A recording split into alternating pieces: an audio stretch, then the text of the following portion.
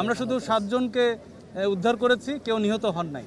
আপনারা জানেন যে এলএনজি গ্যাস থেকে সিলিন্ডার গ্যাস যেগুলো আছে সেটা ঝুঁকিপূর্ণ বেশি, কারণ এটা অল্পতেই চারিদিকে ছড়িয়ে পড়ে।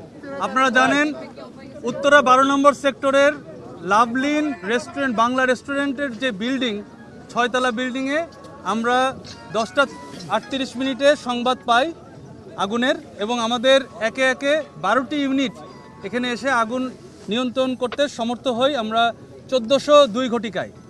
আমরা এখন পর্যন্ত যেই 7 জনকে উদ্ধার করেছি তার মধ্যে 6 জন মহিলা, এবং তার মধ্যে একজন অন্তঃসত্ত্বা মহিলাও রয়েছেন এবং একজন পুরুষ রয়েছেন। তারা সবাই যার যার চিকিৎসা নেওয়ার জন্য হসপিটালে গিয়েছেন, এবং আমরা এখন পর্যন্ত কোনো ডেড ভিকটিম অথবা অন্য কোনো ভিকটিম পাই নাই। তবে সবাই আল্লাহর রহমতে সবাই ভালো আছেন আশা করি। এবং আমরা যেই আনুমানিক যেই সোর্স, আগুনের যে উৎস, এটা জানতে পেরেছি, এটা সম্ভাব্য উৎস।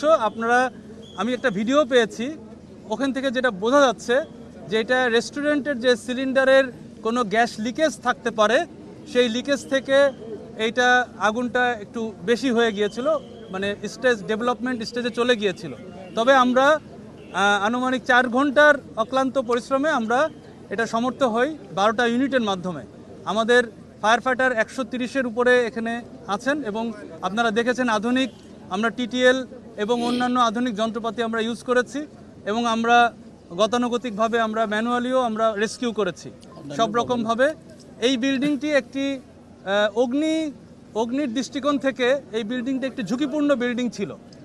এই বিল্ডিংয়ে কোনো ফায়ার ইকুইপমেন্ট আমরা পাইনি, মানে ফায়ার ফাইটিং ইকুইপমেন্ট পাইনি। এই বিল্ডিংয়ে আমাদের জানা মতে আমরা নোটিশ দিয়েছি।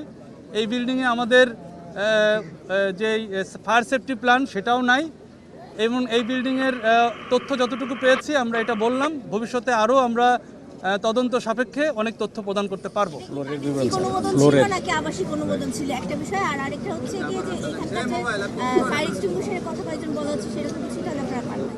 এটার আসলে কোনো অনুমোদনই নাই।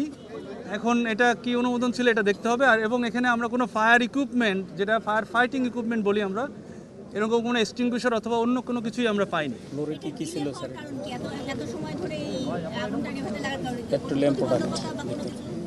এখানে আসলে প্রথমত আগুনটা বললাম যে ডেভেলপমেন্ট স্টেজে চলে যায় প্রথম দিকে আমরা যখন এসে পাই, কারণ এটা গ্যাসের লিকেজ থেকে যেহেতু হয়েছে, সুতরাং নিচের ফ্লোরগুলোতে গ্যাসের উপস্থিতি ছিল, এবং এখানে অনেক পেট্রোলিয়াম দ্রব্যাদি ছিল। এখানে আপনারা জানেন যে এই বিভিন্ন ফ্লোরে বিভিন্ন টাইপের প্রতিষ্ঠান ছিল, যেমন জিম ছিল, রেস্টুরেন্ট তো ছিলই প্রথম 2 তলা, তারপরে আপনার জিম দেখেছি আমরা, পার্লার ছিল, এবং উপরের দিকে আরও আরেকটা জিম দেখেছি, মানে সব মিলিয়ে, এবং উপরে লোক বসবাস ছিল। এই বিল্ডিংটি 6 তলা টিন শেড করা, এরকম দেখেছি। এই যে ভবনটি, এই ভবনটার পাশে স্কুল, পিছনে আবাসিক ভবন, সব মিলিয়ে এই ধরনের ভবনের বাণিজ্যিক বা যে কোনো ধরনের অনুমোদন আসলে আপনারা দেন কিনা?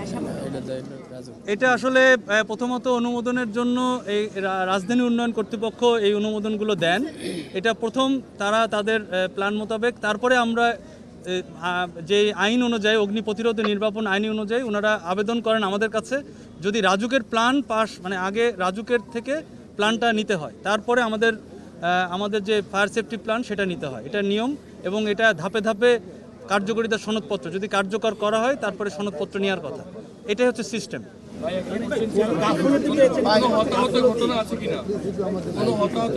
কোনো হতাহতের ঘটনা এখন পর্যন্ত আমরা জানা নেই, পাইও নাই। আমরা শুধু 7 জনকে উদ্ধার করেছি, কেউ নিহত হন নাই। ক্ষতির পরিমাণ কি হতে পারে এরকম কোনো ধারণা? এটা আসলে তদন্ত সাপেক্ষ। গাফিলতি দেখছেন কিনা কারো? গাফিলতি বলতে আমি বলেছি যে এটা অগ্নির দৃষ্টিকোণ থেকে এটা একটি ঝুঁকিপূর্ণ বিল্ডিং, অগ্নিকাণ্ডের দৃষ্টিকোণ থেকে এটা আমরা বলতে পারি। এবং এটা একটা মাত্র সিঁড়ি ছিল, এসকেপ রুট সেভাবে ছিল না। আপনারা দেখেছেন যে বিল্ডিং থেকে বিল্ডিং কিভাবে আমাদের মই 3 পার্ট ল্যাডার দিয়ে পার করেছি আমরা, এবং আরেকটা জায়গায় দরজার যে ওটা কাঠ ভেঙে একটার সাথে আরেকটা জোড়া দিয়ে আমরা পার করেছি। এইভাবে আসলে আমরা করতে পেরেছি, কারণ আপনারা দেখেছেন যে টিটিএল আমরা সেট করতে পারছিলাম না, পিছনে আমরা চেষ্টা করেছি, সেট করতে পারি নাই, কারণ বৈদ্যুতিক তার উপস্থিতি ছিল। এই পাশেও ছিল, কিন্তু এটা আমরা দূর থেকে আমাদের টেকনিক্যাল যারা আছেন তারা বিভিন্নভাবে চেষ্টা করেছেন, আপনারা দেখেছেন। না না লিকেজ ছিল বিস্কুট। জি না, আমরা এই দুর্ঘটনায় এখন পর্যন্ত রেস্টুরেন্টের মালিক অথবা ভবন মালিককে পাই নাই। আপনারা কতগুলো ইউনিট কাজ করলেন? 12টা ইউনিট কাজ করেছে। 12টা। দেখলাম যে আমরা একজন পুলিশ সদস্য তিনি এই ভবন থেকে যেটি আপনি বললেন যে সিলিন্ডারকে সম্ভাব্য উৎস বলা হচ্ছে, সেই সিলিন্ডার নিয়ে পালিয়ে যাওয়ার চেষ্টা করেছিলেন এক লোক। তাকে এখানে এলাকাবাসী এবং পুলিশ সদস্যরা কয়েকজন ছিলেন, তারা 3টি সিলিন্ডার সহ তাকে আটক করেছে।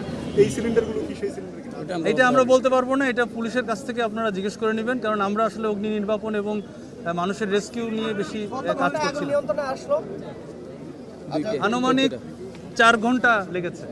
আরেকটা বিষয় হচ্ছে এখানে স্থানীয় যারা তারা বলছেন তারা আরেকটা ছবিও পেয়েছে আপনি দেখেন এখানে, এটা হচ্ছে সিএনজি গ্যাসের বোতল।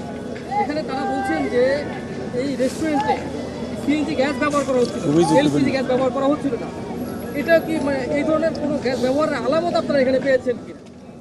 আমি বলেছি যে আমরা একটা ভিডিও দেখতে পেলাম এবং এটা আমরা আমাদের গাড়িও যখন এসেছে ফার্স্টে ওই ভিডিওর সাথে মিলে যায়, তবে আমরা সম্ভাব্য ধারণা বলেছি, আরও আমাদেরকে তদন্ত করে দেখতে হবে, তারপরে আমরা বলতে পারবো অ্যাকচুয়ালি কি ঘটেছিল। মানে এলপিজি গ্যাসের পরিবর্তে যদি সিএনজি গ্যাস ব্যবহার করা হয়, মানে ব্যবহারের অনুমতি আছে কিনা এই ধরনের রেস্টুরেন্টগুলোতে এটা একটু বলবেন, আর ব্যবহার করলে কি ধরনের ঝুঁকি রাখতে হবে এরকম ঘটনা?